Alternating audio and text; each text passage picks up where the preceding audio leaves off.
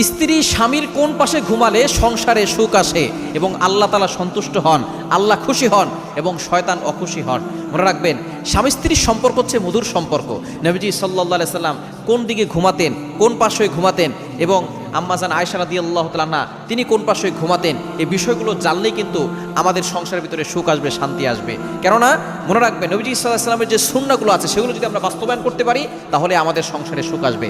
বর্তমানে আমাদের সমাজের ভিতরে বিগেস্ট প্রবলেম হচ্ছে স্বামী স্ত্রীর ভিতরে ঝগড়া, একজন আরেকজনকে দেখতে পারে না। প্রথম কয়েকদিন ভালো লাগে, 1 বছর 2 বছর পরেই দেখা যাচ্ছে প্রত্যেক দিন স্বামী স্ত্রীর ভিতরে ঝগড়াঝাটি, কথা কাটাকাটি হতেই থাকে। এজন্য আমাদেরকে এগুলো দূরে রাখতে হবে এবং ঝগড়াঝাটি হওয়ার পর দেখা যাচ্ছে বিছানা আলাদা করে দেয়, একজন এক রুমে ঘুমায় আরেকজন অন্য রুমে ঘুমায়, অথবা খাটের একজনে এক মাথা আরেকজন আরেক মাথায়, মাঝখানে কোলবালিশ থাকে, অথবা সন্তান থাকে, দেখা যাচ্ছে 2 জন ফোন টিপতেছে, এরকম অবস্থা হয়ে যায়। এজন্য সুন্নাহ নিয়মে ঘুমালে ওই সংসারের ভিতরে সুখ আসবে, আল্লাহ খুশি হবে। কেননা পৃথিবীর